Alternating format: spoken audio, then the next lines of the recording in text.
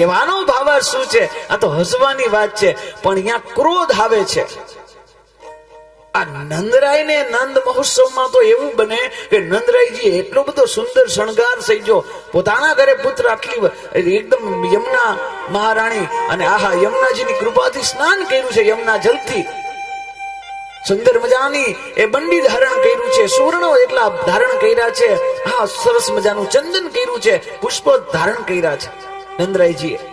એટલે આવું બધું જયારે આમ બ્યુટીફુલ લાગતા હતા, આપણી ભાષામાં કહીતો એટલા સુંદર લાગતા હતા. એવામાં હજી તો આવે એમ થાય કે હવે હું પૂજા કરીને મારા દીકરાનું મુખ જોઉં, હજી તો આવે એટલી વારમાં એક ગોપાલ ગોવાળ આવ્યો અને દહીંનું મટકું લઈ, માખણનું મટકું લઈ નંદરાય ઉપર, બધાઈઓ બધાઈઓ આપકે ઘર લાલા ભાઈઓ. હવે આવું આપણા ઉપર થાય તો આપણે 5000 દઈને બ્યુટી પાર્લરમાં તૈયાર થઈને આવ્યા હોય અને કોક આપણી ઉપર પાણી પણ દહીં તો છોડાવી દો, પાણી પણ તોય પણ નંદરાય પણ રાજી થયા છે, મહામના બન્યા છે. મારા તારાનો ભેદ મટે તો ભગવાન પ્રગટ થાય.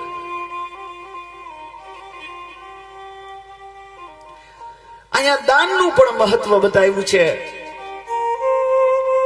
પર્વત દાન કર્યા છે. પર્વત દાન કેને કહેવાય? કે જ્યારે નંદરાયજીએ 7 ધાન્યના પર્વતો બનાવ્યા છે. કેટલા પર્વત બનાવ્યા?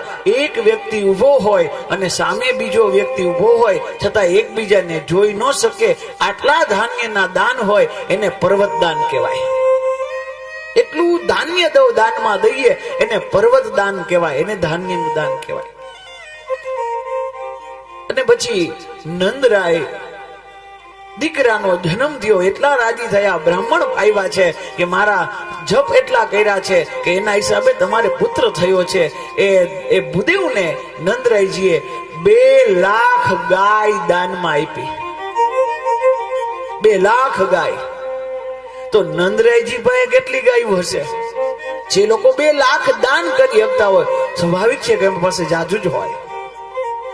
કહેવાય છે કે નંદરાય કેવલ એક ગોકુળની વાત નથી, કેવલ નંદરાય પાસે 9 લાખ ધેનું, 9 લાખ ગાય હતી. અને એ જ આપણી સંપત્તિ હતી. પેલા આપણે ત્યાં પશુધન કહેવાતું. ઓલા ધનમાં જ આપણે રહી ગયા, સાચા ધન તો ખોવાઈ ગયા છે.